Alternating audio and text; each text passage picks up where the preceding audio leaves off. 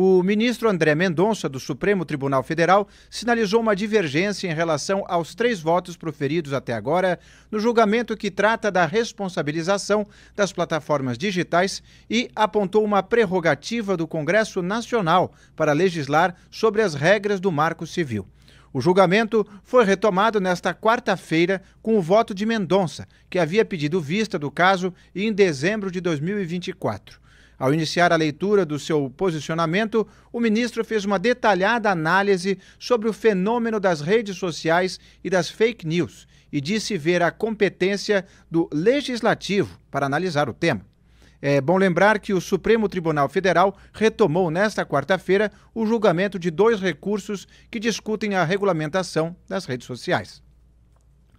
No primeiro processo, de autoria do Facebook, a discussão é sobre a constitucionalidade do artigo 19 do Marco Civil da Internet. O dispositivo exige ordem judicial prévia e específica de exclusão de conteúdo para que provedores de internet, website e gestores de redes sociais sejam responsabilizados por danos decorrentes de atos ilícitos praticados por terceiros. Já no segundo recurso apresentado pelo Google, discute-se se a empresa que hospeda sites na internet tem o dever de fiscalizar o conteúdo publicado e de retirá-lo do ar quando considerado ofensivo sem necessidade de intervenção do judiciário. Vamos acompanhar a manifestação de André Mendonça. Na nova cultura da tecnologia da informação, voltada para a inovação, a regulação da mídia deve ser mais voltada para a promoção da dimensão da auto-organização e, assim, aproximar-se da experiência americana. A regulação das mídias para o século XXI só pode, portanto, ser uma regulação a favor da promoção da auto-organização social e das suas forças de criatividade tecnológica, mas não de ordem positiva, tendo o Estado como um legislador ex ante e os tribunais estaduais como autoridades centrais de supervisão. Fecho aspas. De acordo, ou melhor, de cotejo entre ambos os modelos apresentados, verifica-se que o Marco Civil da Internet, editado há cerca de 10 anos atrás, mais se aproximou da abordagem normativa adotada pelos Estados Unidos, havendo considerável semelhança entre a premissa normativa que embasa a seção 230 do CDA norte-americano e os artigos 18 a 21 do Marco Civil da Internet. A fim de analisar se um dos elementos desta verdadeira opção legislativa, especificamente o artigo 19 do Marco Civil, pode ser considerado inconstitucional, é preciso examinar mais detidamente o valor fundamental que, de modo expresso, o dispositivo em questão busca defender. E quem também falou foi o ministro Luiz Roberto Barroso. O judiciário não está legislando e muito menos regulando em caráter geral, abstrato e definitivo as plataformas digitais. Nós estamos julgando pretensões que chegaram ao tribunal por via de recursos. Vale dizer, ações foram propostas nas instâncias inferiores, houve decisões nas instâncias inferiores e recursos para o Supremo Tribunal Federal. No Brasil, para quem não tenha essa informação, um tribunal não tem a possibilidade de dizer esse tema é muito complexo, esse tema é muito difícil, muito divisivo, vai trazer chateação, vamos contrariar muita gente. As normas do direito brasileiro vedam o non-liquid, que literalmente quer dizer não está claro, ou seja, o judiciário não pode se recusar a decidir alguma questão dizendo o tema não está claro. Pelo contrário, a lei de introdução diz assim: quando a lei for omissa, o juiz decidirá o caso, no imperativo, de acordo com a analogia, os costumes e os princípios gerais do direito. Por evidente, para nós decidirmos os casos concretos colocados perante o tribunal, nós precisamos estabelecer os critérios que vão pautar o julgamento. E, em nome da segurança jurídica, deixar claro quais os deveres que nós entendemos exigíveis e que aplicaremos aos novos casos que chegarem ao judiciário.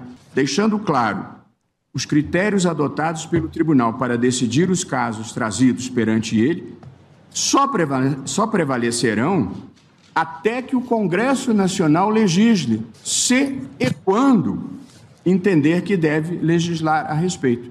E quando o Congresso legislar a respeito, é a vontade do Congresso que vai ser aplicada pelo Supremo Tribunal Federal, desde que, evidentemente, compatível com a Constituição. Estabelecer os critérios que vão reger os casos que chegarem ao Judiciário é nosso dever e nada tem de invasão à competência dos outros poderes.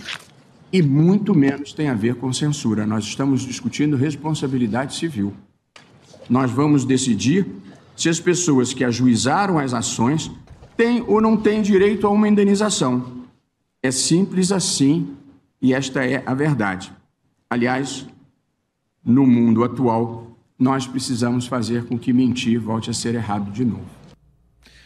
Wilson Lima, muito boa tarde, bem-vindo aqui ao nosso meio-dia em Brasília, também já saúdo o Rodolfo Borges, mas Wilson, parece que já começa a haver uma certa discordância entre os ministros, não é mesmo? É exatamente isso, Inácio. Boa tarde para você, Inácio, boa tarde para o Rodolfo, mas principalmente boa tarde para você, meu amigo e minha amiga de O Antagonista do canal BMC News. O voto do André Mendonça, Inácio, Rodolfo, ele na verdade ele não surpreende, já é uma pedra cantada. O André Mendonça é um daqueles ministros que sempre defendeu a liberdade de expressão e a surpresa para mim seria um voto dele no sentido contrário, de ele acompanhar os ministros Luiz Roberto Barroso, Dias Toffoli e Luiz Fux. A tendência, só que aí tem um detalhe, Inácio, porque esse julgamento ele é tão confuso, a análise sobre o artigo 19 da lei do Marco Civil, ela é tão confusa que, ao final desse julgamento, os ministros ainda vão ter que estabelecer uma regra de aplicação da inconstitucionalidade do artigo 19. E esse que é o grande problema. A grande questão aqui, nesse caso específico, e ao contrário do que disse o ministro Luiz Roberto Barroso, os ministros do Supremo, nesse caso específico, de fato, vão criar uma legislação penal, né, para você aplicar o Marco Civil da internet quando se fala de liberdade de expressão. E isso, sinceramente, Inácio, é censura. Não dá para a gente falar que não seja outra coisa. Porque o Marco Civil da internet ele já estabelece responsabilidade das plataformas. Elas já são obrigadas a a determinar a retirada de conteúdo das redes, quando é um conteúdo ofensivo ou nocivo. O que os ministros estão tentando agora é avançar nessa legislação e causar o chamado efeito preventivo. Só que isso nem o Congresso ainda discutiu e nem vai discutir. Então, na prática, o STF sim se antecipa ao Congresso porque sabe que o STF é uma corte, é um dos principais alvos da militância digital. É disso que se trata.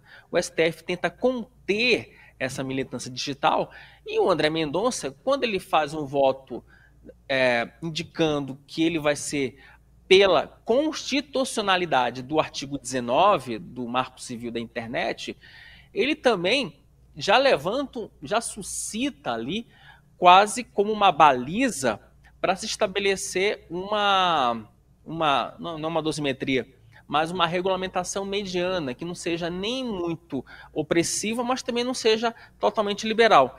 E para mim, não sei se o Rodolfo concorda com essa questão, mas esse julgamento a gente precisa analisar ele em 2 pontos. Primeiro, a tendência é que o artigo 19 vai ser considerado inconstitucional. Ponto.